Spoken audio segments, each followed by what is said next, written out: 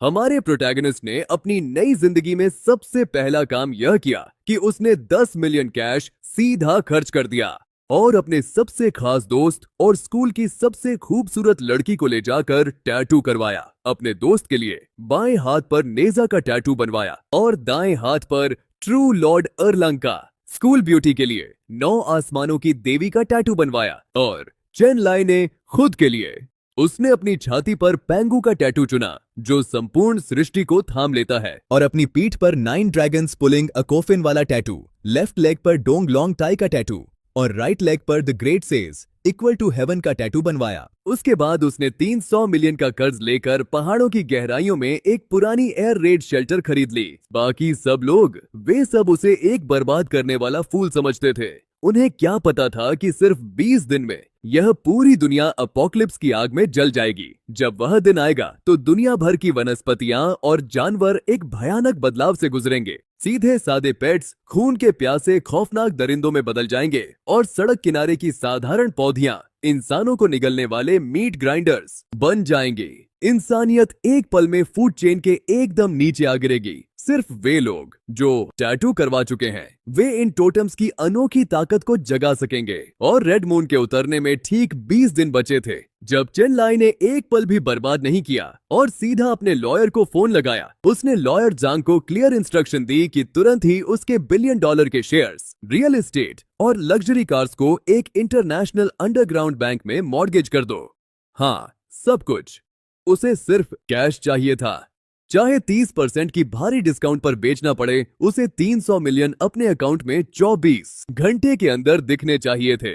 Call काटने के बाद उसने तेजी से 2 और नंबर्स डायल किए। आधे घंटे बाद हम खुद को शहर के सबसे गहरे और छिपे हुए अंडरग्राउंड टैटू पार्लर में पाते हैं जिसका नाम था गोस्ट मैंशन। उसका सबसे खास दोस्त सू श्याओदाओ और स्कूल की मशहूर ठंडी तबीयत वाली ब्यूटी जंग सिन्नी दोनों वहां पर खड़े थे, बिल्कुल हैरान क्योंकि उसने उन्हें जोर से यहाँ खींच लाया था। भाई लाए, क्या तुझे दिमागी बीमारी हो गई है? पूरी खानदान की दौलत मॉर्गेज करके हम सब यहाँ टैटू करवाने आए हैं? स्याओदाओ ने पूछा और फिर सिनी ने भी आवाज उठाई, चेन लाई, ये सब क्या हो रहा है? अगर ये सब इसलिए कर रहा है क्योंकि शाओ यूचेंग ने तुझसे रिश्ता तोड़ा तो इतनी दूर तक जाने की कोई जरूरत नहीं। सच्ची बात कही थी उसने। चेन लाई ने उन्हें एक ऐसी नजर से देखा जो उन्होंने पहले कभी नहीं देखी थी, एक गंभीर और ठंडा भाव। सिन्नी, स्याओदाओ, अभी कुछ समझाने का वक्त नहीं। अगर आप दोनों अभी भी मुझ पर भरोसा करते हो तो आज बस मेरी बात मानो। उसकी आंखों में देखा तो वह इतनी गहरी और अनजानी सी थीं, जैसे कोई और ही इंसान हो। दोनों ने दांत पीसते हुए आखिरकार हाँ कर दी। चेन लाई ने दाग वाले टैटू मास्टर की तरफ रुख किया और एक बैंक कार्ड जिसमें 1 मिलियन था जोर से मेज पर पटका। उस्ताद, एक बड़ा काम है तुम्हारे लिए। उसने सू श्याओदाओ की तरफ इशारा किया। मेरे भाई के बाएं हाथ पर नेजा लगाओ और दाएं पर ट्रू लॉर्ड अर्लंग। फिर उसने जांग सिनी की तरफ नजर घुमाई और कहा कि उसकी पूरी पीठ पर 9 आसमानों की देवी का टैटू लगाओ। सिनी की ठंडी आंखों में एक गहरी उलझन की लहर आई। चेन लाई, तूने मुझसे कब पूछा था कि मेरे लिए फैसला लेगा? उसने उसकी तरफ देखा और आवाज को थोड़ा नीचे लाया। इस बार मैं तुझे मरने नहीं दूंगा। सिनी की आंखें उन शब्दों को सुनकर थोड़ी सी सिकुड़ गईं। उसे समझ नहीं आया कि इन शब्दों का मतलब क्या था, लेकिन हमारे प्रोटैगनिस्ट को याद आया कि पिछले जन्म में जांग सिनी ने उसकी जान बचाते हुए अपनी जान दी थी। जब उसने उसे ढूंढा था उस दरिंदों के अड्डे में तो सिर्फ उसकी खून से सनी स्कूल यूनिफॉर्म का आधा हिस्सा बचा था। इस बार वह उसे जरूर बचाएगा। टैटू मास्टर ने बैंक कार्ड देखा और उठा लिया। ठीक है, और तेरे लिए क्या? चेन लाई ने अपनी कमीज उतारी। एक पतली और कसरत से भरी बॉडी सामने आ गई। वह धीरे धीरे बोला, हर लफ्ज में पूरा यकीन भरकर। छाती पर पांगू, पीठ पर 9 ड्रैगन्स पुलिंग अ कॉफिन, बाएं पांव पर डोंग हुआंग ताई और दाएं पांव पर द ग्रेट सेज। मास्टर की टैटू मशीन हाथ से छूटकर नीचे गिर गई। हैरानी से उसने चेन लाई को ऐसे देखा जैसे यह कोई पागल हो। लड़के, क्या तूने मौत को खुद बुलाया है? पांगू पहले से ही एक फॉरबिडन डेस्टिनी है और तू 9 ड्रैगन्स चाहता है। यह कोई कहानी नहीं है, यह एक फॉरबिडन अभिशापित डिजाइन है जो हर जिंदा रूह को अपने साथ ले जाता है। चेन लाई ने सिर्फ एक ठंडी हंसी हंसी। ज्यादा पैसे दूंगा। अगर 1 मिलियन नहीं काफी तो 10 मिलियन दूंगा। मैं चाहता हूँ कि तू खुद नीडल्स लगाए, बाकी सब तेरी मदद करे, लेकिन यह काम 7 दिन के अंदर पूरा होना चाहिए। मास्टर का चेहरा फर्क पड़ गया। 7 दिन? तू बिल्कुल पागल है। इतना बड़ा काम एक हफ्ते में पॉसिबल ही नहीं। चेनलाई ने अपनी जेब से एक लिस्ट निकालकर मेज पर फेंकी। उसमें military grade healing gel, bionic repair patches, imported anaesthetics और इन्फेक्शन रोकने वाली दवाइयां थीं। मैंने सब कुछ तैयार कर लिया है। तुम सिर्फ इंक पर ध्यान दो, दर्द मैं खुद संभाल लूंगा। बुजुर्ग मास्टर उसे घूर कर देखता रहा। पूरे 30 सेकंड खामोश रहा और फिर आखिरकार झुककर अपनी मशीन उठाने लगा। उसकी आवाज भारी थी। ठीक है, मैंने पूरी जिंदगी देवताओं के टैटू लगाए हैं, लेकिन इससे पहले कभी इतना पागल बंदा नहीं देखा। यह काम मैं लेता हूँ। 3 दिन बाद हम खुद को जांगजो शहर के बाहर दूर पहाड़ों में पाते हैं, एक भूली बिसरी अंडरग्राउंड बेस पर, जिसका कोड नेम था ब्लैक रॉक। ऊपर से देखने पर यह कोल्ड वॉर के जमाने की एयर रेड शेल्टर थी, जो बाद में एक हाई सिक्योरिटी प्रिजन में बदल गई थी। लेकिन चेनलाई को उसकी असली पहचान पता थी। यह एक सील्ड अंडरग्राउंड कमांड पोस्ट थी। एक पुराने जमाने की main structure, power wells, ventilation और पानी के सिस्टम्स सब सही हालत में थे।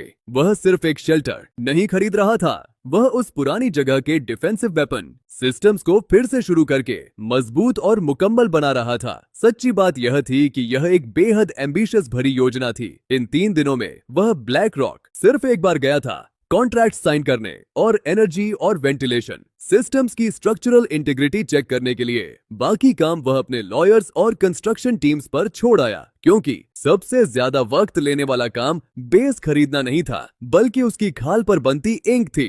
असली चुनौती बेस नहीं, बल्कि उसकी खाल पर बने 4 फॉरबिडन टोटम्स थे। क्या आप वाकई इस बर्बाद जगह पर 30 मिलियन खर्च करना चाहते हैं? रियल एस्टेट एजेंट ने अपने माथे से ठंडा पसीना पोंछा, चिनलाई को घूरते हुए। जांगजो में वह एक मशहूर खर्चीला बंदा था, लेकिन अब वह खरीद कर रेनोवेट करना चाहता था। एक बहादुर जेस्चर के साथ उसने कॉन्ट्रैक्ट साइन किया। देश के सबसे बेहतरीन सिक्योरिटी और कंस्ट्रक्शन टीम्स को कांटेक्ट करो। यह काम 10 दिन में होना चाहिए। उसने प्लान किया था कि इस जगह को एक ऐसा डूम्सडे फोर्ट्रेस बनाएगा जिसमें एक मक्खी भी अंदर नहीं घुस सकती। 5 मीटर ऊंची मिलिट्री ग्रेड एलॉय वॉल्स के साथ उसने मिलियन टन के एक्सप्लोजन प्रूफ डोर्स, एक top tier ecological cycle system और सील्ड अंडरग्राउंड एनर्जी कोर की रेस्टोरेशन का ऑर्डर दिया। उसने एक भारी भरकम रकम कैश उठाई और सब कुछ 10 दिन के अंदर पूरा करने के लिए तैयार था। पैसा कोई मसला नहीं था। उसने 24 घंटे की शिफ्ट्स के लिए तिगुना तनख्वाह दिया। जैसे जैसे उसके ऑर्डर्स दिए गए, पूरी जांगजो की कंस्ट्रक्शन इंडस्ट्री एक हड़बड़ी में घिर गई। इस सब के बीच हम उसे कहीं और पाते हैं। चिनलाई गोस्ट मैंशन टैटू पार्लर के सबसे गहरे प्राइवेट कमरे में बगैर कमीज के बैठा हुआ था। पीली पीली मध्यम रोशनी ठंडी दीवारों पर थरथरा रही थी। दीवारें अजीब अजीब टोटम डिजाइन से भरी पड़ी थीं और हवा में डिसइंफेक्टेंट और टैटू इंक की तीखी सी खुशबू थी। बूढ़ा मास्टर खुद नीडल संभाल रहा था, जबकि 3 शागिर्द रंग मिलाने, लाइंस बनाने और खाल साफ करने में मदद कर रहे थे। उसकी पीठ पर 9 ड्रैगन्स पुलिंग अ कॉफिन का पहला काला अजदहा बन चुका था। आंखें न होने के बावजूद वह टैटू इतना भयानक था कि सांस रुकने लगती थी। पास में सू शाओदाओ अपने बाएं हाथ पर बनते नेजा टैटू के दर्द में दांत पीसते हुए बैठा था। जांग सिनी अगले कमरे में थी। अपने प्राइवेट बूथ में एक महिला आर्टिस्ट 9 हेवंस की मिस्टिक मेडन के करिश्माई डिटेल्स बना रही थी। चिनलाई का फोन पास में रखा था, बार बार बज करता रहा। लॉयर्स, एजेंट्स, कंस्ट्रक्शन टीम्स और सप्लायर्स के मैसेजेस स्क्रीन पर भर गए थे। वह नीडल्स की तीखी काट को सहता रहा और दर्द झेलते हुए दूर से कमांड्स देता रहा। ब्लैक रॉक बेस का रेनोवेशन पूरी तरह से उसके टैटूज के साथ कदम से कदम मिलाकर चल रहा था। ना इंक में देरी हो सकती थी, ना फोर्ट्रेस में। उसने इत्मीनान से फोन स्वाइप किया तो एक ब्रेकिंग न्यूज नोटिफिकेशन स्क्रीन पर पॉपअप हुआ। शॉकिंग खबर, अमीर बाप का बेटा अपनी सारी दौलत बेचकर पहाड़ों में एक पुरानी जेल खरीद रहा है। उसने एक स्ट्रीमिंग ऐप खोलकर सबसे ऊपर वाले रूम में एंटर किया। वहां था उसका दुश्मन सुरुई, जांगजो के सबसे अमीर आदमी का बेटा। ब्रॉडकास्ट में वह शहर के बीच एक लग्जरी विला में बैठा था। सुरुई रेड वाइन का ग्लास घुमाता रहा और इतना हंस रहा था कि सीधा रह पाना मुश्किल हो रहा था। चिनलाई, तुझे क्या हो गया? तेरे दिमाग की हालत चली गई क्या? सूरुई अपना मजाक जारी रखते हुए साफ जाहिर कर रहा था कि उसे यह तमाशा बहुत पसंद आ रहा था। सच्ची बात यह है कि उसे जरा भी अंदाजा नहीं था कि वह इन हंसियों के लिए कितना पछताएगा। मैंने उसकी पागलपन देख ली थी बहुत पहले। एक जानी पहचानी आवाज ने ताना मारा। मैंने इसको छोड़ा और सीधी तेरे पास आ गई। जाओ यूचेंग ने भी यह छिन लाई का मजाक उड़ाया, यह कहते हुए कि उसने शरीफ जांग सिन्नी को गुंडे जैसे टैटू करवाने पर मजबूर किया। जब कैमरा घूमा तो यूचेंग की कमर पर एक लाल फूल वाला टैटू दिखा, खून जितना लाल। छिन लाई की नजर ठंडी हो गई। पिछले जन्म में उसके पास वह टैटू कभी नहीं था। वह साफ जाहिर कर रही थी कि इस बार वह सुरुई को खुश करने के लिए पूरी कोशिश कर रही है। सुरुई कैमरा पर चीखा, अपने फॉलोअर्स से पूछने लगा कि क्या वह यकीन कर सकते हैं चिन लाई की इस नई पागलपन को। उसने दावा किया कि चिन लाई सिर्फ पहाड़ों में एक महल नहीं खरीद रहा, बल्कि लाखों की बड़ी बड़ी ऑर्डर्स पोर्क और चावल की दे रहा है। वह वहां हमेशा के लिए रहने की तैयारी कर रहा है। सुरुई एक बार और हंस पड़ा, जिसकी वजह से लाइव स्ट्रीम का कमेंट सेक्शन मजाक और हैरानी से भर गया। लोगों ने जोक मारने शुरू कर दिए कि दौलत ने चिन लाई का दिमाग खा लिया, जबकि कुछ लोग यह सोचकर मातम मनाते रहे कि उनकी देवी जांग सिन्नी भी उसके साथ पहाड़ों में जा रही है। ऑनलाइन सबका एक ही निष्कर्ष था, चिन लाई का दिमाग खराब हो गया है। उसकी जगह पहाड़ों में नहीं, हॉस्पिटल में है। इंसल्ट्स की यह बारिश देखकर सू शियाओदाओ गुस्से से कांप गया। भाई लाई, वह हरामजादा सुरुई लोगों को तुझ पर भड़का रहा है। मैं अभी उसके पास जाता हूं और हिसाब बराबर करता हूं, शियाओदाओ ने दहाड़ते हुए कहा। लेकिन छिन लाई ने बस नीडल्स की चुभन महसूस की। उसने सुरुई के घमंडी चेहरे को शांत आंखों से देखा। आज जितना उछल सकता है उछल ले, गिरना उतना ही गहरा होगा। सप्लाई कॉन्वॉयज पर नजर रखो, उसने हुक्म दिया। हमारे डूम्सडे फोर्ट्रेस में एक भी कमी नहीं आनी चाहिए। उसकी रीबर्थ को 7 दिन गुजर चुके थे। इस पूरे वक्त में वह इस मध्यम अंधेरी अंडरग्राउंड रूम से शायद ही निकला था। मास्टर और उसके 3 शागिर्द शिफ्ट्स में काम करते रहे, दिन में स्केचिंग और रात भर खामोशी में टैटूइंग। काम तेज करने के लिए उसने ब्लैक मार्केट से मिलिट्री ग्रेड हीलिंग जेल्स और बायोनिक रिपेयर पैचेस भी मंगवाए। जैसे जैसे हर टोटेम मुकम्मल होता, जेल ने जख्म को सील कर दिया।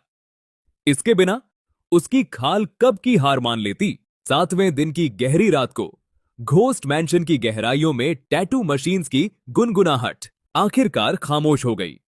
शियाओदाओ के नेजा और एयरलांग शेन टैटू काफी दिन पहले मुकम्मल हो गए थे और जियांग सिन्नी का मिस्टिक मेडन कल पूरा हो गया था। अब छिन लाई के खुद के जिस्म पर बने 4 फॉरबिडन टोटेम्स आखिरकार मुकम्मल हो गए। उसकी छाती से लेकर पीठ तक फैले हुए, पीठ पर 9 ड्रैगन्स का कॉफिन, डोंगहुआंग ताई और ग्रेट सेज पैरों पर मास्टर गुइफू ने आखिरकार अपने दस्ताने उतारे। उसने छिन लाई के जिस्म पर बने नक्श देखे और धीरे से सांस छोड़ी, यह मानते हुए कि अपनी पूरी जिंदगी में उसने पहले ऐसा काम कभी नहीं देखा। सच्ची बात, इतना बड़ा काम उसने कभी नहीं किया था। हड्डी खोदने वाला, आसमान खोलने वाला, 9 ड्रैगन्स और पुराने शासक।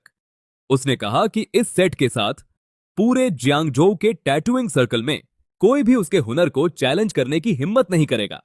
जब छिन लाई उठकर बैठा तो 4 फॉरबिडन टोटेम्स उसकी छाती, पीठ और पैरों पर साफ दिखे, हर लकीर तेज और प्राचीन। ये लकीरें भारी और गहरी थीं, खासकर पीठ पर बने 9 ड्रैगन्स, जहां काले अजदहे रीढ़ की हड्डी के साथ लिपटे हुए ऊपर चढ़ रहे थे। उनके स्केल्स बिल्कुल सही से एक दूसरे पर चढ़े हुए थे और 9 अजदहों की पूंछ एक जगह मिलकर एक पुराना काला ताबूत खींचने के लिए तैयार थी। सितारों की रंग बिरंगी जंजीरें ताबूत से लिपटी हुई थीं। चाहे यह सिर्फ एक टैटू था, लेकिन इससे एक ऐसा भयानक दबाव महसूस होता था जो बयान से बाहर था। शियाओताओ उसके गिर्द घूमने लगा और थूक निकल गया, यह कहते हुए कि अगर उसने इसे बनते हुए न देखा होता तो डर जाता कि रात को यह हिल न जाए। छिन लाई ने कपड़े पहने, टोटेम्स छुपा लिए, क्योंकि अभी वह सिर्फ इंक था। वह तब तक नहीं जागेंगे जब तक रेड मून नहीं आता। शियाओ ताओ को रेड मून वाली बात समझ नहीं आई, लेकिन छिन लाई ने अभी कोई जवाब नहीं दिया। उसने बस घड़ी देखी। सिर्फ 12 दिन बचे थे रेड मून तक। अब ब्लैकस्टोन बेस इंस्पेक्ट करने का वक्त आ गया था। 2 घंटे बाद वह पहुंचे जियांगजो के दूर पहाड़ों में, जहां ब्लैकस्टोन के नाम से मशहूर वह अंडरग्राउंड फोर्ट्रेस बिल्कुल बदल चुकी थी। Underground ventilation, power core, air ecological, recycling systems सब सक्सेसफुली रीस्टार्ट और टेस्ट हो गए थे। अगले 12 दिन में वह शायद ही सोया। रोज पर्सनली ब्लैकस्टोन बेस की फाइनल मॉडिफिकेशंस देखता रहा। रातों को वह अपनी ताकत से 4 फॉरबिडन टोटेम्स के बैकलैश को रोकता रहा, जबकि ट्रकों भर की सप्लाई आती रही। चावल, आटा, ताजा गोश्त, कैंड गुड्स, पीने का पानी, दवाइयां और डीजल फ्यूल सब पहाड़ों की गहराइयों में भरता रहा। उसने सब कुछ खरीद लिया। भारी of road vehicles, backup generators और मिलिट्री ग्रेड प्रोटेक्टिव गियर, यहां तक कि बाजार खाली हो गए। बाहर की दुनिया पूरी तरह से कायल थी कि यह पागल हो गया है, लेकिन वह जानता था कि सभ्य दुनिया के लिए वक्त खत्म हो रहा था। रेड मून से 1 दिन पहले सप्लाईज की आखिरी खेप ब्लैकस्टोन बेस के बड़े स्टोरेज वॉल्ट्स में आ गई। फ्रोजन मीट, दवाइयां, डीजल फ्यूल, बैकअप जनरेटर्स और मिलिट्री ग्रेड प्रोटेक्टिव गियर 3 पूरे मंजिलें भर गए। अंडरग्राउंड वेयरहाउस ठसाठस भरा हुआ था और शियाओदाओ एंट्रेंस पर खड़ा था। इस भारी भरकम स्केल को खुली आंखों से घूरते हुए उसने मजाक में कहा कि छिन लाई शायद अगले जन्म तक यहां रहने का प्लान बना रहा है, जबकि जियांग सिन्नी खामोशी से यह सब देखती रही। वह जानती थी कि वह सप्लाईज इकट्ठी कर रहा है, लेकिन इस अंडरग्राउंड फोर्ट्रेस को रिसोर्सेज से उभरते हुए देखना एक बिल्कुल अलग ही एहसास था। उसने तेवरियां चढ़ाकर पूछा कि वह आखिर किस चीज की तैयारी कर रहा है, लेकिन छिन लाई ने तुरंत जवाब नहीं दिया। वह कमरे के बीच में गया। उसने धीरे से अपना दायां हाथ उठाया और एक पल बाद जमीन कांपती सी लगी, जब 3 मंजिला पहाड़ जितनी सप्लाईज, हजारों टन का सामान एक ही पल में हवा में गायब हो गया। सिर्फ 1 सेकंड में भरपूर वेयरहाउस बिल्कुल खाली हो गया। सिर्फ जमीन पर गहरा निशान और डीजल और अनाज की बासी खुशबू उस खाली जगह में बची रही। शाओदाओ वहीं थम गया, आंखें झपकाकर रगड़ने लगा। फिर वेयरहाउस के बीचों बीच भागता हुआ पहुंचा। उसने खाली जमीन के 3 चक्कर लगाए, फिर छिन लाई की तरफ घूम गया। उसकी आवाज हैरानी में कांप रही थी। उसने पूछा कि सब कहां गया। यह यकीन नहीं आता था कि हजारों टोन का माल एक पल में कैसे गायब हो सकता है। उसने छिन लाई पर मैजिक ट्रिक करने का इल्जाम लगाया, जबकि जियांग सिन्नी की प्रतिक्रिया थोड़ी शांत होने के बावजूद दिखा रही थी कि उसने अपना यूजुअल सहज अंदाज खो दिया था। उसकी ठंडी और शांत आंखें कंफ्यूजन से भर गई थीं और वह चलकर उसके पास आई, उसके दाएं हाथ को घूरते हुए। उसने पूछा कि आखिर हो क्या रहा है, और थोड़ी सी खामोशी के बाद छिन लाई को एहसास हुआ कि अब छुपाने का कोई मतलब नहीं। रेड मून से 24 घंटे से कम वक्त बचा था। उन्हें सच जानना था। उसने समझाया कि यह एक स्पेशल डायमेंशन है। उसने बताया कि यह उसके जिस्म में हुए बदलावों से जुड़ा हुआ है। हालांकि अभी भी उसने अपनी रीबर्थ का पूरा सच नहीं बताया। उसे लगा कि इतना सब बताना अब भी उनके जहन पर बोझ डाल देगा, इसलिए वह प्रैक्टिकल बात पर आया। उसने समझाया कि वह स्पेस बड़ी मात्रा में सप्लाईज रख सकता है जहां वक्त रुक जाता है, यानी खाना कभी सड़ता नहीं और दवाइयां कभी एक्सपायर नहीं होती। फ्यूल, वेपन्स और सोना वहां हमेशा के लिए रखा जा सकता है। शाओ ताओ का मुंह खुला रह गया। जब सच्चाई उसकी अकल में उतरी, उसे समझ आया कि ये सप्लाईज वेयरहाउस के लिए नहीं थीं, बल्कि उन्हें उनके साथ ले जाने के लिए थीं। उसके मन में सवाल था कि और क्या छुपाया जा रहा है। हम देखते हैं कि छिन लाई आखिरकार खामोशी तोड़ता है। उन्हें बताता है कि कल रात रेड मून इस दुनिया पर उतरेगा। कल आधी रात को आसमान का चांद खून के लाल रंग में बदल जाएगा और फौरन उसके बाद जमीन से एक गहरी काली धुंध उभरते हुए पूरी दुनिया को ढक लेगी। हर जानवर और पौधा एक भयानक और डरा देने वाले बदलाव से गुजरेगा। बिल्ली और कुत्ते इंसानों को खाने वाले मॉन्स्टर्स में बदल जाएंगे और पौधे भी जिंदगियों को निगलने लगेंगे। शहर कुछ ही घंटों में तमाम कानूनी व्यवस्था खो देंगे और इंसानी सभ्यता, जैसे हम जानते हैं, एक ही रात में पूरी तरह बदल जाएगी। वेयरहाउस में एक मातम वाली खामोशी छा गई। शाओ ताओ के होंठ कांपे, लेकिन इस बार उसने तुरंत कोई मजाक नहीं किया। हजारों टन सप्लाईज का एक पल में गायब हो जाना वह देख चुका था, जिसने उसकी समझ की हर सीमा तोड़ दी थी। जांग सिन्नी भी बहस नहीं करी, वह बस उसे घूरते हुए प्रूफ मांग रही थी। उसने कहा कि जो अभी उसने देखा वह पहला सबूत था, दूसरा सबूत उनके जिस्मों पर बने टैटू हैं। जांग सिनी ने आंखें झुकाकर अपने टैटू देखे। उसने समझाया कि रेड मून की एनर्जी इन टैटू को जगा देगी, इन्हें सच्चे टोटम्स और स्पिरिचुअल मैनिफेस्टेशंस में बदल देगी। आर्म डिजाइन्स सिर्फ छोटी फिजिकल शक्तियां जगाएंगे, जबकि भयानक दरिंदों के पैटर्न्स एनिमलिस्टिक ट्रांसफॉर्मेशन एबिलिटीज देंगे। लेकिन डीफाइड टोटम्स सच्ची डिवाइन मैनिफेस्टेशंस जगा सकते हैं। टोटम जितना पुराना और मुकम्मल होगा, वह उतनी ही बड़ी तकदीर लेकर आएगा, और अवेकनिंग के बाद उसकी ताकत उतनी ही भयानक होगी। शौथाओ को आखिरकार समझ आने लगा। उसने पूछा कि क्या चिन लाई ने उसे नेजा और एरलांग चेन के टैटू इसलिए करवाए थे ताकि वह बच सके? हां, और वे टॉप टियर हैं, डीफाइड टोटम्स। अगर वह रेड मून की अवेकनिंग से जिंदा निकल गया तो वह ज्यादातर सर्वाइवर से कहीं ज्यादा ताकतवर होगा। फिर चिन लाई ने जैंग सिन्नी की तरफ रुख किया। उसका 9 हेवंस चुआन्नू एक हाई लेवल मैनिफेस्टेशन है जो ऑफेंस, डिफेंस, प्यूरिफिकेशन और बैटलफील्ड कोऑर्डिनेशन कर सकती है। आने वाली दुनिया में जहरीले दरिंदे और मेंटल इरोजन्स आम हो जाएंगे। उसका टोटम बिल्कुल जरूरी साबित होगा। अब उसे समझ आया कि उसके एसेट्स बेचना, ब्लैकस्टोन बेस खरीदना, सप्लाईज इकट्ठा करना और उन्हें टैटू करवाना कुछ भी एक वहमी फैसला नहीं था। वह जानता था कि कुछ भयानक आने वाला है, और वह सही निकला। जांग सिनी के चेहरे से हैरानी धीरे धीरे छंटी। एक तेज डर ने उसकी जगह ले ली, जबकि शाओ ताओ की नजर भी गंभीर हो गई। माहौल एक पल में बदल गया। शाओ ताओ अचानक घबरा गया। अपने पेरेंट्स के बारे में पूछा, जो शहर के दक्षिण में रिपेयर शॉप पर थे। चिन लाई ने कहा, चिंता मत कर। और फिर हमने उसे एक लाइव वीडियो फीड खोलते देखा।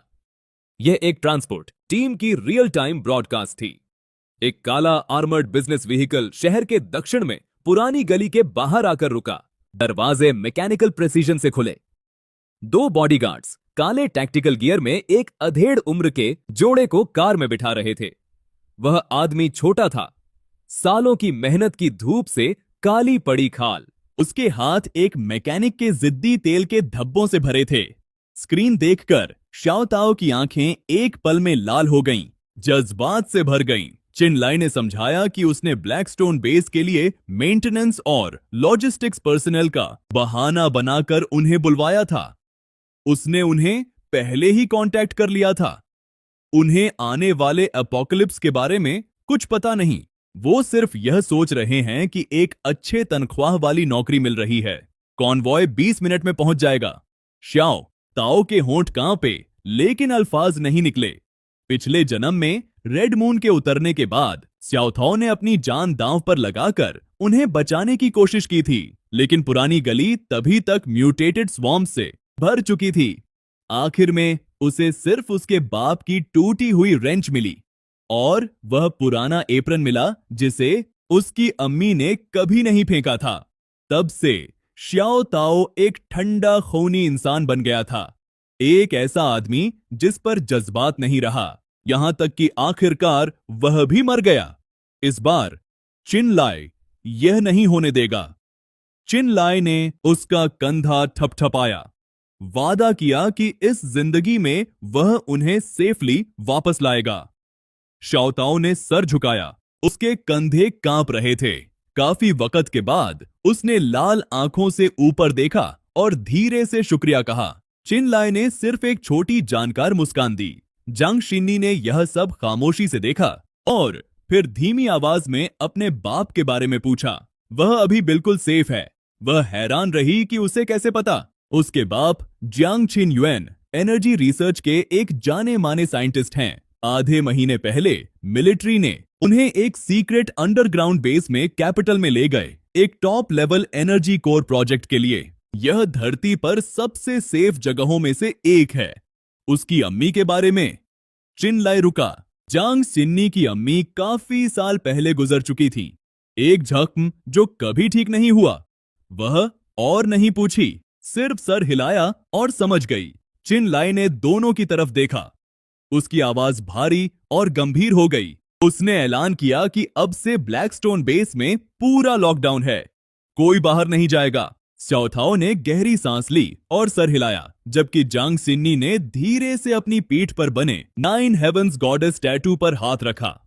हम देखते हैं कि चिनलाय ने रात के आसमान की तरफ नजर की।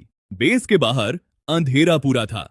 सब कुछ तैयार था और अब सिर्फ तूफान का इंतजार था। अगली सुबह ब्लैकस्टोन बेस के अंडरग्राउंड रहने के इलाके में स्याओथाओ के पेरेंट्स को सबसे सेफ रहने की जगह में ठहरा लिया गया था। सू जेंगवो, जो अपनी जवानी में फौजी रह चुका था, वह एग्जैक्टली नहीं जानता था कि क्या आने वाला है, लेकिन ब्लैकस्टोन बेस के डिफेंसिव स्पेसिफिकेशंस देखकर उसने फौरन भांप लिया कि कुछ गड़बड़ है। उसने ज्यादा सवाल नहीं किए। हालांकि उसने बस श्याओताओ का कंधा थापा और कहा कि प्रेसिडेंट चिन के लिए मेहनत से काम करो। इस बीच लीगू एलान सुबह से रसोई में लगी हुई थी। वह सबके लिए एक देग डम्पलिंग्स बनाना चाहती थी। स्याओताओ ने इतना खाया कि उसकी आंखें जज्बात से लाल हो गईं, फिर भी चेहरे पर मुस्कुराहट रखी। सच्ची बात यह थी कि यह एक मीठा कड़वा नजारा था। अपोकलिप्स के साए में एक गरम घर का खाना एक ऐसी नेमत थी जो ज्यादातर लोग सिर्फ सपने में देख सकते थे। कल रात चिनलाय ने सप्लाईज का आखिरी खेप अपने सब स्पेस में भर लिया था। ब्लैकस्टोन बेस का आखिरी 10 टन का एलॉय गेट भोर होते ही पूरी तरह से बंद हो गया। अब पूरा अंडरग्राउंड फोर्ट्रेस चमकीली रोशनी से भर गया था। कई सालों से सो रहा अंडरग्राउंड एनर्जी कोर अब बिल्कुल ठीक चल रहा था। मॉनिटरिंग स्क्रीन्स पर बाहर की दुनिया का 360 डिग्री नजारा था, बिना किसी ब्लाइंड स्पॉट के। श्याओताओ पास में बैठा था, डम्पलिंग्स की कटोरी हाथ में लिए मॉनिटर्स देख रहा था। जांग सिन्नी बड़े स्क्रीन के सामने खड़ी थी, एक्सटर्नल डिफेंस सिस्टम्स चेक कर रही थी। उसके जिस्म पर बना 9 हेवंस गॉडेस टैटू अब पूरी तरह से जम चुका था। उसकी ठंडी ग्रेसफुल ऑरा में अब एक अजीब सा तेज किनारा आ गया था। तभी चिनलाय के फोन पर एक लोकल न्यूज नोटिफिकेशन आई। सू रुई ने फिर से एक लाइव स्ट्रीम शुरू कर दी थी। वीडियो में सू रुई अभी भी शहर के बीच में अपने लग्जरी विला में बैठा था, एक बेहद शाही पार्टी होस्ट कर रहा था। यह देखना अपने आप में एक तमाशा था। क्रिस्टल शैंडलियर्स के नीचे शैंपेन टावर्स, म्यूजिक, खूबसूरत लड़कियां और अमीर खानदान के बच्चे। पूरा स्ट्रीम एक शुद्ध अय्याशी का नजारा लग रहा था। चिनलाय ने वक्त चेक किया। रेड मून के उतरने में अब सिर्फ 1 घंटे से भी कम था। स्क्रीन पर सू रुई ने शाओ यूकिंग को बाहों में लिया और कैमरा को ताना मारा। उसने अपने फॉलोअर्स से कहा कि देखो पागल चिनलाय को, जो शायद अब किसी पहाड़ी एयर रेड शेल्टर में छुपा बैठा है। वह हंसता रहा कि कैसे चिनलाय ने अपनी दौलत बेचकर चावल और पोर्क इकट्ठा किया और जांग सिन्नी को भी साथ ले जाकर टैटू करवाया। उसने पूछा कि क्या चिनलाय वाकई मानता है कि दुनिया खत्म होने वाली है। शाओ यूकिंग उसकी बाहों में झुकी, हंसी से लोटपोट होती रही। वह कहने लगी कि वह एक्चुअली देखना चाहती है कि कल सुबह चिनलाय अपना मुंह कैसे दिखाएगा।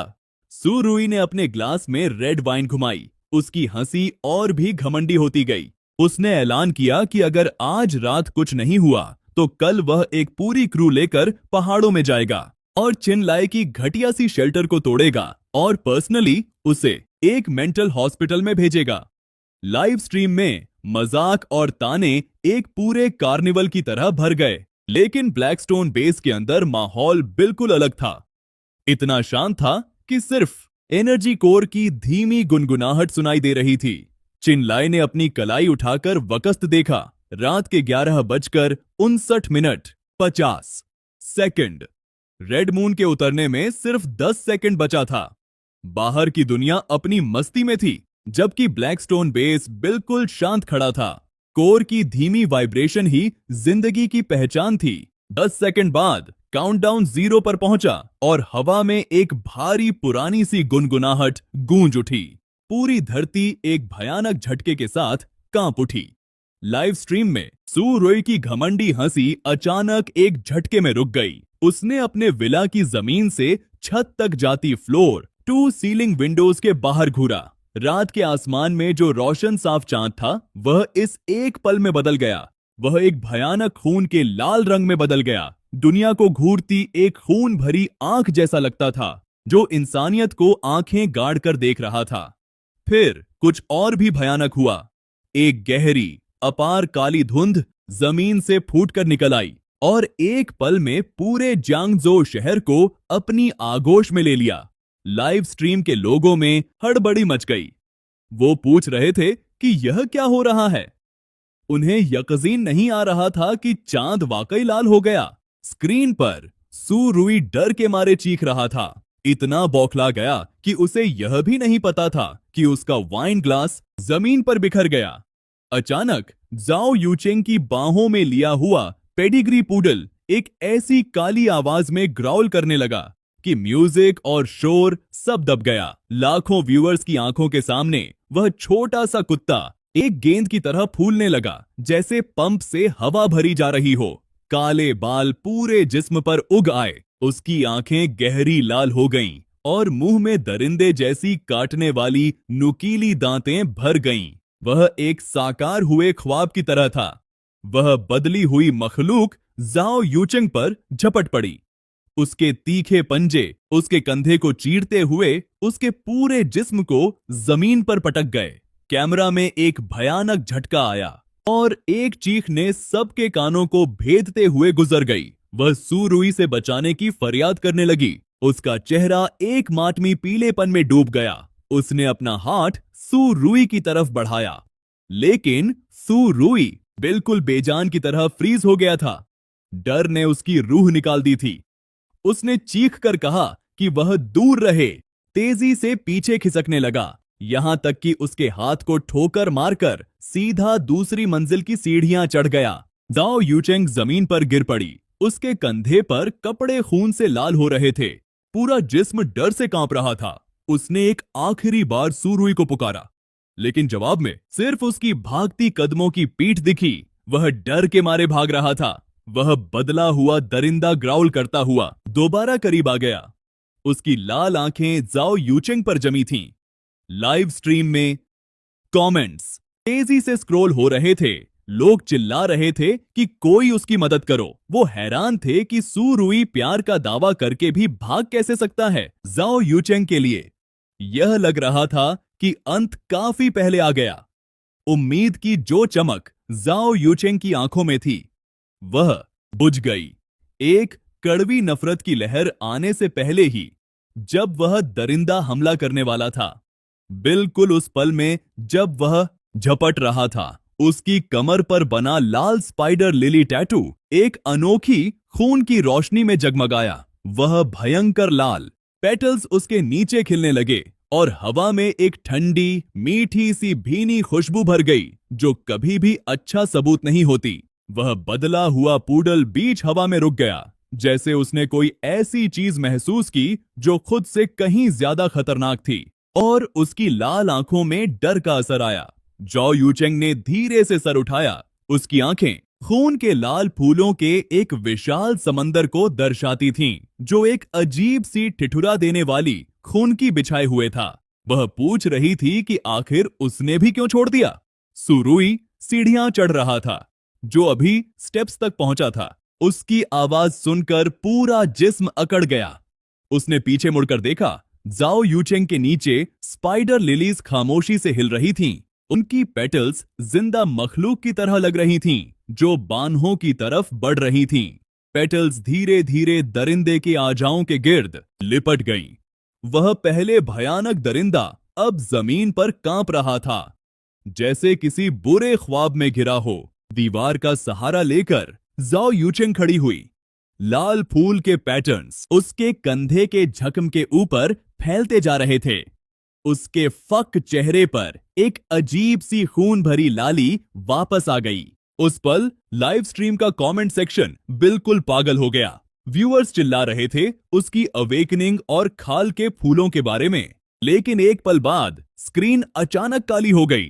हम वापस चिनलाई पर आते हैं, जो काली स्क्रीन को एक ठंडी मुस्कान के साथ देख रहा था। अंडरवर्ल्ड की स्पाइडर लिली आखिरकार खिल गई। यह एक ऐसी राह थी जहां से वापसी नहीं। और उसने गौर किया कि जाओ यूचेंग ने अपने लिए एक बहुत ही सही तकदीर चुन ली थी। बाहर दुनिया में पूरी तरह अंधेर गर्द छा गई थी। रेड मून की ताकत अब कोई दूर का खतरा नहीं थी। वह आ चुका था और उसकी एनर्जी हर चीज में समाती जा रही थी। बेस के अंदर एनर्जी नीचे उतरती रही। सू शियाओदाओ और झांग सिनी ने साथ में दर्द की आवाजें निकाली। वो लूनर एनर्जी उबलते हुए लावा की तरह उनके जिस्मों में दौड़ गई। शियाओदाओ के बाएं हाथ पर उसका टैटू रिएक्ट करने लगा। देवता नेजा की तस्वीर आग में भड़क गई, जबकि दाएं हाथ पर एरलांग शेन की तीसरी आंख खुल गई। उसमें से रोशन तारों की रोशनी फैलने लगी, जबकि झांग सिनी की पीठ पर 9 हेवंस मेडन का टोटेम एक डिवाइन डोमेन में बदल गया। रोशनी ने उसे जमीन से उठा लिया और उसकी वो ठंडी आभा अब पूरी तरह से एक ऐसी प्रेजेंस में बदल गई जो बिल्कुल अलग और अछूत थी। उसकी छाती पर बने पांगू टैटू ने अचानक एक अंधा कर देने वाली डार्क गोल्ड रोशनी में ब्लास्ट किया। एक पुरानी और भारी एनर्जी को बाहर छोड़ दिया। वो एक मुतल्लक ताकत थी जो हमेशा को कुचल सकती थी। किनलाई के गिर्द बाहर फैल गई जब उसकी पीठ पर एक चीरती सी कसक दौड़ने लगी। 9 गहरे अजदाहों की गरज एयर रेड शेल्टर की गहराइयों में गूंज उठी जब उसकी पीठ पर बना 9 ड्रैगन्स पुलिंग एक कॉफिन टैटू जागना शुरू हो गया। रेड मून की एनर्जी से ताकतवर होते हुए 9 काले अंधे अजदाहे धीरे धीरे उसकी पीठ से निकले। उनका भारी जिस्म हवा में जाहिर होने लगा। उनके स्केल्स ठंडे और धातु जैसे थे और उनकी लाल आंखें एक साथ खुल गईं जब वो एक पुराना काला ताबूत खींच रहे थे जो खौफनाकी से उसके पीछे झूल रहा था। काले ताबूत की लाल जंजीरें इंच इंच करके कसने लगीं और एक ऐसी फॉरबिडन दबाव की लहर पूरे अंडरग्राउंड फोर्ट्रेस में बढ़ गई जो बयान से बाहर थी। सू शियाओदाओ का रंग उड़ गया और वो कई कदम पीछे हट गया, जबकि झांग सिनी के पीछे 9 हेवंस मेडन फैंटम थोड़ा हिला, जो काफी कुछ बता रहा था। लगता था कि वो दोनों अपनी फितरत से खतरे को भांप पा रहे थे। इस बीच किन लाई के बाएं हाथ पर डोंगहुआंग ताई टोटेम एक ऐसी सूरज की आग से जला जो पूरी दुनिया को जला सकती थी। उसके दाएं हाथ पर ग्रेट सेज इक्वलिंग हेवन का फैंटम एक ऐसी लड़ाई की रूह के साथ फूट पड़ा जो सारे कानून और आसमानों को चुनौती देता था। 4 सुप्रीम फैंटम एक साथ जाग गए थे और किन लाई को उनके बीच के हिंसक तनाव को तेजी से रोकना था। ये 4 फॉरबिडन पावर्स बहुत ज्यादा ताकतवर थे। अपने मौजूदा लेवल पर वो सबको एक साथ मैनिफेस्ट नहीं कर सकता था बिना भारी कीमत चुकाए। पांगू देती है कच्ची ताकत, 9 ड्रैगन्स काबू में लाते हैं और दफनाते हैं। डोंगहुआंग आग पर हुकूमत करता है और ग्रेट सेज लड़ाई पर राज करता है। उसे सोच समझ के चुनाव करना था। तभी शेल्टर के टाइटेनियम एलॉय गेट्स पर एक भयंकर धक्का आया और सिक्योरिटी मॉनिटर्स पर हरकत दिखने लगी। गहरे पहाड़ों के म्यूटेटेड बोर्स जिंदा गोश्त की महक से खिंचे फ्रैंटिकली एंट्रेंस पर धक्के दे रहे थे। वो जानवर सच में बदल चुके थे। सू शियाओदाओ ने अपने एयरलांग शेन फैंटम से कंडेंस की हुई 3 नोक वाली डबल एज भाला पकड़ ली। उसकी आंखें अचानक एक जंगल की जंग की आदत से जल उठीं। किन लाई ने अपनी गर्दन को मोड़ा। उसके जॉइंट से एक कड़क वाली आवाज निकली और उसने तय किया कि अब वक्त आ गया है बाहर जाकर थोड़ा हाथ पैर सीधा करने का। वो देखना चाहता था कि ये मुंह फटे एपोकैलिप्स के जानवर क्या सिर्फ उनके अगले ड्रिंक के साथ साइड डिश बनने के लायक भी हैं या नहीं। शेल्टर के बाहर काली धुंध घूम रही थी, जबकि दर्जनों म्यूटेटेड जानवर टाइटेनियम परिमीटर पर हमले करते रहे। उनका आगे वाला था एक म्यूटेटेड बोअर किंग, 3 मीटर से भी लंबा और काले स्केल से ढका हुआ, जिसका हर धक्का जमीन को कांपा देता था। शेल्टर का साइड डोर धीरे धीरे खुलते हुए अंदर घिसराया और किनलाए नंगी छाती लेकर शियाओ दाओ और झांग सिनी के साथ उन्हें मिलने बाहर निकला। जैसे ही वो बाहर कदम रखा, ताजा खून की महक हवा में फैल गई और म्यूटेटेड जानवर अपना हमला रोककर अपनी लाल आंखें हमारे ट्रायो पर गाड़ लीं। वो म्यूटेटेड बोअर किंग एक तेज हार की चीख मारता हुआ किन लाई की तरफ एक भारी टैंक की तरह ढाता हुआ आया। उसके भारी जिस्म ने जमीन को हिला दिया। सु शियाओदाओ ने अपनी फितरत से आगे बढ़कर दरिंदे की पीक ताकत के बारे में खबरदार किया, लेकिन किन लाई ने सिर्फ इतना कहा कि पीछे रहो। वो अपनी जगह पर ठंडा और अचल खड़ा रहा, यहां तक कि बोअर किंग के भाले जैसी दाढ़ों के सिरों ने उसकी छाती को छूने की कोशिश की। बिना किसी चमकदार मूवमेंट के उसने बस अपना दायां हाथ उठाया और मुट्ठी बनाई। पांगू की पुरानी ताकत को खामोशी से बुलाता रहा। उसकी छाती पर पांगू टोटेम, एक डार्क गोल्ड, रोशनी में भड़क गया और एक पुराने देवकाय की छाया उसकी कसने वाली मुट्ठी के गिर्द आकार पकड़ने लगी। उसने एक पंच मारी और हवा इतनी जोर से दब गई कि उसने एक चीरने वाली सोनिक बूम पैदा की। कच्ची भयंकर ताकत का एक मुजाहिरा। वो वार सीधा बोअर किंग की खोपड़ी पर एक भारी धमाके के साथ पड़ा। एक उफनती एनर्जी की लहर सीधी उसकी सख्त हड्डी में घुस गई। वो ताकत उस दरिंदे की अंदर की लाइफ फोर्स को एक पल में चूर चूर कर दिया। वो बहु टन का मॉन्स्टर एक आखिरी सांस लेने का वक्त भी नहीं पाया। वो भारी जिस्म कीचड़ के ढेर की तरह उसके कदमों में गिर गया। एक पीक लेवल बीस्ट किंग एक ही वार में खत्म, लेकिन वो अभी भी रुका नहीं था। उसकी पीठ से 9 धीमी अजदाहों की गरज उठने लगी जब 9 ड्रैगन्स पुलिंग अ कॉफिन फैंटम जाहिर हुआ। उनकी अंधेरी आंखें पुरानी दुश्मनी के साथ एकदम खुली। जब वो पुराना काला ताबूत आगे खींचने लगे, किन लाई ने उन्हें इलाके को दबाने का हुक्म दिया और वो फैंटम ताबूत ताकत से कांपने लगा। अब्दियत की गहराइयों से एक खामोश कुचल देने वाला दबाव जंगल में बह गया। एक पल में हवा का सांस लेना भी मुश्किल हो गया। छोटे लेवल के म्यूटेटेड जानवरों के पास कोई उम्मीद नहीं थी। वो मिट्टी में दब गए।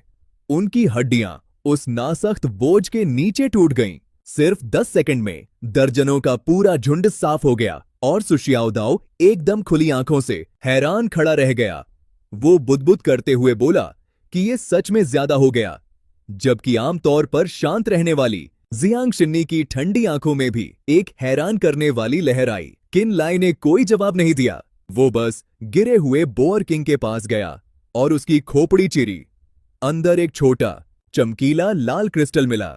उसने वो एनर्जी कोर हाथ में देखा, एपोकैलिप्स की सबसे जरूरी करेंसी, और उसके होंठ पर एक छोटी सी इत्मीनान की मुस्कान खेल गई। उनकी पहली फसल अब उनके हाथ में थी। जब उसने कोर को अपने नेटल स्पेस में रखा, वो महसूस कर सकता था कि डायमेंशन नई एनर्जी पर रिएक्ट कर रहा था। वो स्पेस थोड़ा कांपा और चाहे फैलाव हल्का था, वो साफ तौर पर बढ़ रहा था, जो उसके पिछले जन्म से कहीं बेहतर शुरुआत थी। इंसानियत जल्द ही ये दरियाफ्त करती कि ये एनर्जी कोर्स सिर्फ ताकत बढ़ाने और जगाने से कहीं ज्यादा कर सकते हैं। वो स्पेशल टोटेम्स को भी ताकतवर बना सकते हैं। एपोकैलिप्स के बाद के दौर में ये कोर्स सोना और करेंसी की जगह ले लेंगे और दुनिया का एकमात्र यूनिवर्सल ट्रेडिंग रिसोर्स बन जाएंगे। किन लाई ने सु शियाओदाओ की तरफ रुक करके हुक्म दिया कि इन तमाम दरिंदों के अंदर से सारे कोर्स निकालो और गोश्त बर्बाद मत करो, क्योंकि उसे प्यूरिफाई करके रखा जा सकता है। सु शियाओदाओ एकदम चुस्त हो गया, काम शुरू करने को तैयार था। लेकिन बिल्कुल उसी पल पहाड़ी रास्ते पर हड़बड़ी भरे कदमों की आवाज और मदद के लिए चिल्लाने की आवाजें आईं। 1 दर्जन बिखरे हुए आदमी एयर रेड शेल्टर की तरफ भागे चले आ रहे थे, अपनी जान बचाने के लिए चिल्लाते हुए। जब वो अपने पीछे की परछाइयों से आगे निकल जाने की बेताब कोशिश कर रहे थे, उनका पीछा कर रहे थे कई म्यूटेटेड ब्लड मैंटिसेस, चीते जितने बड़े दरिंदे जो भयंकर शिकारी तेजी से आगे बढ़ते थे। किन लाई ने आंखें तंग की और उस ग्रुप में आगे भागते आदमी को पहचान लिया। वो था फैटी लू, एक कॉन्ट्रैक्टर जिसने पहले ब्लैकस्टोन बेस का बाहरी कंस्ट्रक्शन संभाला था। पिछले जन्म में इस ग्रुप ने उसे नीचे गिराते वक्त धक्का दिया था, यहां तक कि उसे दरिंदे की तरफ धकेला था ताकि खुद चंद एक्स्ट्रा सेकंड पा सके। फैटी लू चीख रहा था, बॉस किन से अंदर आने की दरख्वास्त कर रहा था, छुपाने के लिए, गिड़गिड़ाते हुए कि वो सब जियांग जोउ से हैं, उसे उन्हें मरते नहीं देखना चाहिए। किन लाई अपनी जगह पर खड़ा रहा, उन्हें एक ठंडी नजर से देखता रहा। हालात का ये ताना बाना अजीब रंग में था। उसकी आंखों में एक ठंडी चमक आई। उसने सोचा कि जब उन्होंने उसे पिछले जन्म में धोखा दिया था तो उन्हें शहर वालों का मतलब याद कहां था। फैटी लू हैरान रह गया। वो आदमी बिल्कुल नहीं समझा कि किन लाई क्या बोल रहा था, लेकिन वो उसकी आंखों का मतलब पढ़ सकता था। वो किसी बचाने वाले की नजर नहीं थी, बल्कि एक मुंसिफ की नजर थी। धीरे से अपना दायां हाथ उठाते हुए किन लाई ने शांत आवाज में कहा कि उसके शेल्टर में कचरा नहीं जाता, और अपनी उंगलियों की एक साधारण स्नैप से डिफेंस सिस्टम एक्टिवेट हो गया। शेल्टर की एलॉय वॉल्स एक भयंकर हाई वोल्टेज डिस्चार्ज के साथ एकदम भड़क गईं। ब्लड ब्लेड मैंटिसेस पर लाखों वोल्ट की बिजली के कड़क दे। फैटी लू डर के मारे ढाड़ मार के गिर गया, माफी मांगने लगा और मिन्नतें करने लगा। हालांकि उसे शायद पता भी नहीं था कि वो किस बात की माफी मांग रहा है। किन लाई ने उसे देखने की भी तकलीफ नहीं उठाई। वो बेगुनाहों का शिकार नहीं करेगा, लेकिन अपने दुश्मनों या बुराइयों को बचाने की उसकी कोई जरूरत नहीं थी। वो वापस शेल्टर की तरफ मुड़ गया जब भारी एलॉय दरवाजे धीरे धीरे बंद होने लगे। बाहर की चीखें काली धुंध में दबती गईं। रेड मून के तीसरे दिन तक बाहर की दुनिया एक जिंदा जहन्नुम में बदल चुकी थी और यून शहर का मरकज एक जली हुई कारों और खंडहरों की कब्रिस्तान में बदल गया था। आवारा बिल्लियां और कुत्ते अब बैल जितने बड़े सर्वाइवर्स और दरिंदों को गलियों में शिकार करते थे। ये एक बहुत गमगीन नजारा था। लेकिन ब्लैकस्टोन शेल्टर के अंदर बीफ हॉटपॉट की लाजवाब खुशबू हवा में तैर रही थी जब सु शियाओदाओ खा खा के अपना चेहरा तेल से भर गया। सु शियाओदाओ बोला कि अगर रोज ऐसा होता तो एपोकैलिप्स इतना बुरा नहीं लगता। झांग सिनी ने बस उसे घूर के देखा, ये कहने का इशारा किया कि वो बाहर जाकर खुद आजमा के देखे। वो लड़का समझदारी से चुप हो गया। किन लाई ने अपनी ठंडी बियर की एक घूंट ली और पीछे झुक गया। लेकिन उसी वक्त एक तीखी अलार्म अचानक कमरे में भर गई। सिस्टम ने खबरदार किया कि एक भारी हीट सिग्नेचर परिमीटर की तरफ बढ़ रही है। किन लाई ने स्क्रीन टैप की और बड़े मॉनिटर्स एकदम जल गए। पहाड़ी रास्ते पर 1 किलोमीटर दूर से एक घनी काली भीड़ उनकी तरफ बढ़ रही थी। कम से कम 500 या 600 लोग थे कुल मिलाकर। ये सिर्फ शरणार्थी नहीं थे, वो हथियारों से लैस थे, मचेटीज, स्टील पाइप्स और एक साफ हिंसक इरादा। लगता था ये कुत्ते अभी भी झांग सिनी को निशाना बनाना नहीं छोड़ रहे। किन लाई ने सिर्फ मुस्कुराकर कहा कि चिंता मत कर, उन लाखों पर जो उसने डिफेंस पर खर्चे थे। उसने गौर किया कि इतना खर्चा किया है तो कम से कम सिस्टम को काम करते हुए सुनने का हक तो बनता है। बाहर वो जो जवाब का इंतजार करता रहा, जवाब कभी नहीं आया। खामोशी से चिढ़ के लॉन्ग चीख के बोला कि जब टक्कर करनी है तो सीधा लड़ना चाहिए और अपनी भीड़ को आगे बढ़ने का इशारा